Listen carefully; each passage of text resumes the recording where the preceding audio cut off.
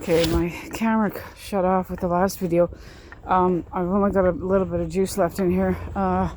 So I want to tell you another thing. If you're having breathing issues, if you're having mystery breathing issues all the time, if there's something wrong with your breathing and it's undiagnosed, you'll know how, if your quality of life is impaired because something is wrong with your breathing, you'll know how scary it is not to be able to breathe.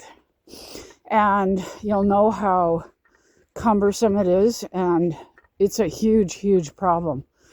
And if you go in to a surgery with undiagnosed breathing issues, even if you don't have breathing issues at all, you can come out of surgery with breathing issues. You can come out of surgery with your breathing harmed. And I had a friend this happened to, and they weren't being transparent about anything, and she was being gaslighted. And I said, I don't think she believed me, because we all want to be, we're all raised to be incredibly trustful, right?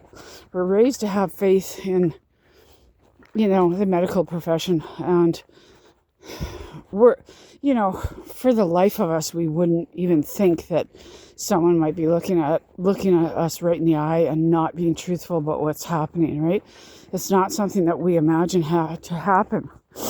And she came out with breathing issues, and same with me. I had not from anesthesia, but from a different medical injury, serious breathing issues, like I was breathing in black smoke for a few years.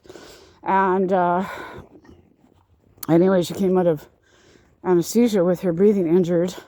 That could be, I don't know if it could be the lungs. I think it's more so the brain. I don't know. I'm not a medical person. But anyways, she was being gaslighted that they had no clue what was wrong and this and that. You know what? Millions of people have gone under anesthesia. This stuff isn't a mystery to them. These are really, really educated people. And,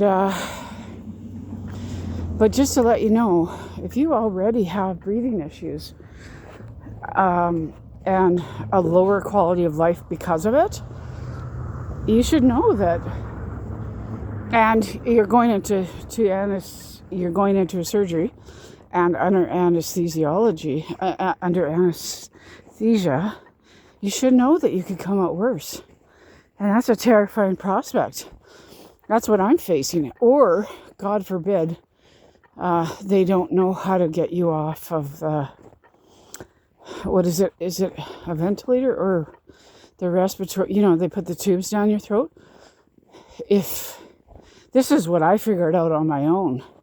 My breathing was so impaired. And then I was thinking this through, right? I was logistically trying to think this through. When you're under anesthesia, the machine is breathing for you. The tubes are down your throat. And I thought, okay, when I wake up and they take these tubes out of my throat and I'm really drugged up, if I already have a lack of drive to breathe, which I did and do, and that it's undiagnosed, how are they going to get those tubes? They're going to take the tubes out.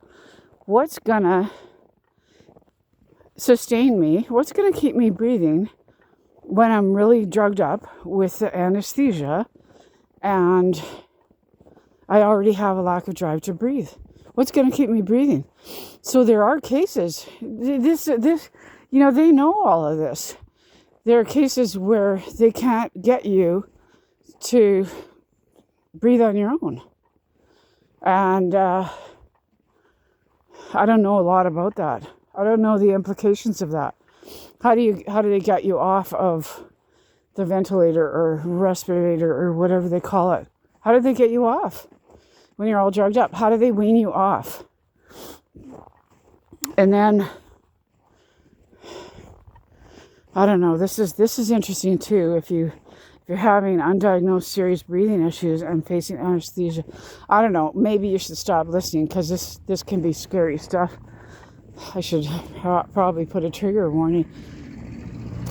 Here's your trigger warning now. Just stop listening if you're having these kind of problems. If you know you're scared. And I'm realistically terrified because this is reality.